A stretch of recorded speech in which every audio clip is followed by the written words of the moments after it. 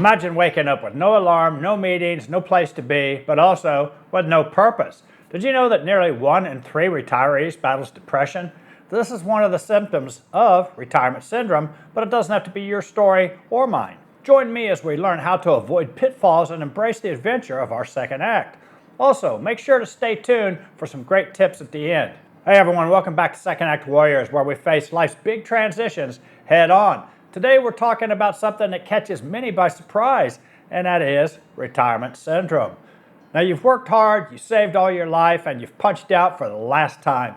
But instead of beach days and golf swings, you're hit with feelings of emptiness, anxiety, or even depression. If this sounds familiar, you're not alone. In fact, studies show that up to 1/3 of retirees experience depressive symptoms in their first year of retirement. But the good news is you can beat it, and I can beat it. So we'll look at what retirement syndrome is, why it happens. We'll also look at a few real-life stories from retirees, and then I'll provide you with some actionable tips to help you kick the problems to the ground. So let's dive in.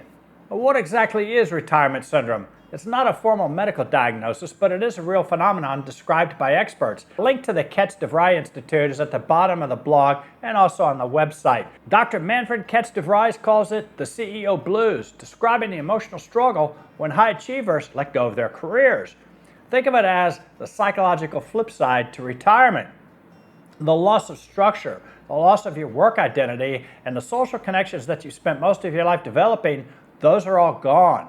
Symptoms can sneak up on you. You might feel helpless, maybe you feel like you've lost your purpose, or battle loneliness and a sense of uselessness. Other signs include anxiety about finances, boredom, irritability, even physical issues like insomnia or fatigue. And it's sometimes called sudden retirement syndrome if it hits hard and fast, especially after an unexpected layoff or a health issue.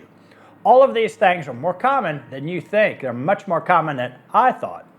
A meta-analysis found that retirees have a higher prevalence of depression than the general population, upwards of 28% according to some studies. While men may struggle more with identity loss, women can face retired husband syndrome as well, where constant togetherness leads to stress. But remember, knowledge is power. Knowing these things in advance gives us a tremendous advantage. So why does this dream phase turn sour for so many? Let's break it down. Reason number 1, loss of identity.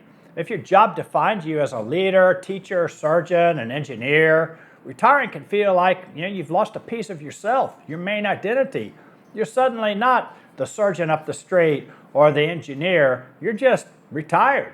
How about reason number 2, no more routine?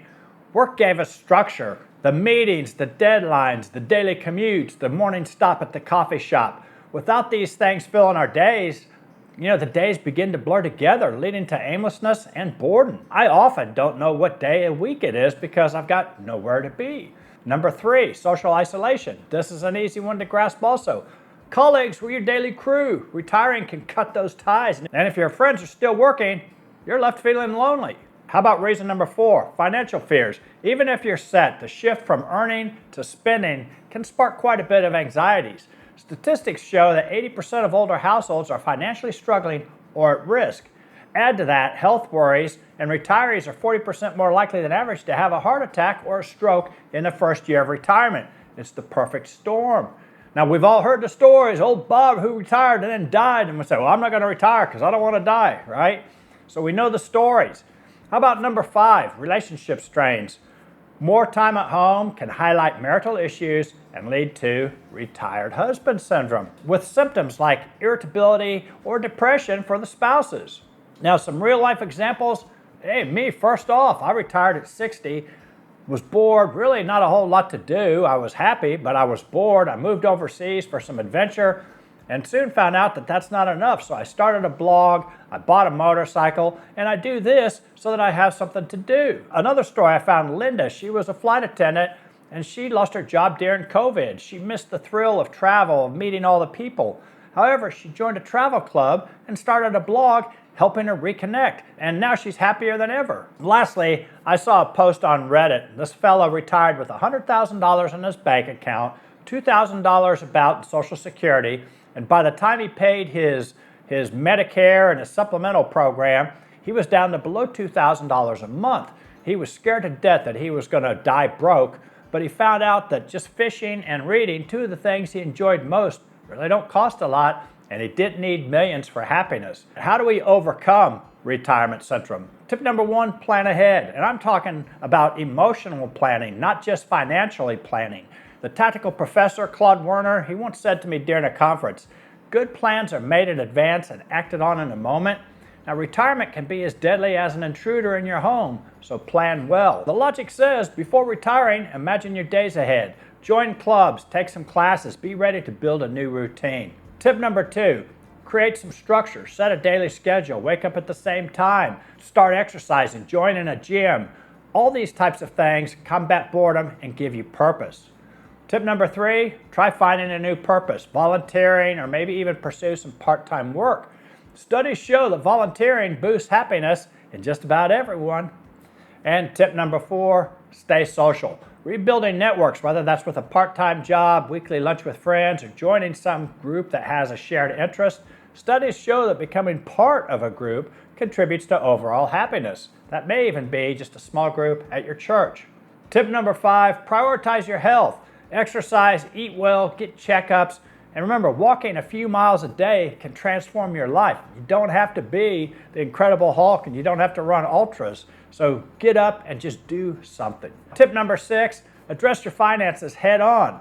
Use tools to track your spending, whether that's a spreadsheet or a ledger, however you choose to do it. Remember, you can't make one more sale to go pay for that new Rolex. And the only extra income we're going to have is going to have to be from interest on our investments. Just keep in mind that millions of older households are at financial risk, so we have to budget wisely.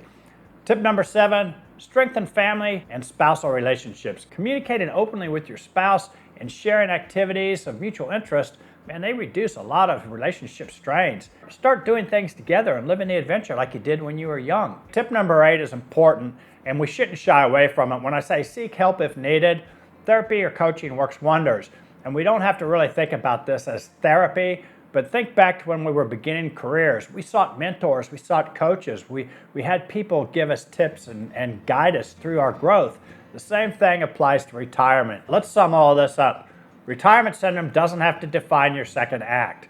With planning, purpose, and support, you can thrive just as you did during the working years. Remember, this is a journey, so give yourself some grace. Everything's not going to go along smoothly. You're going to have bumps in the road, but that's all right. And if this resonated with you, please like, subscribe, share your story below in the comments, and also take a look at the website for more information. The link is in the description. Until next time, remember, better thinking does equal a better life. Joey out.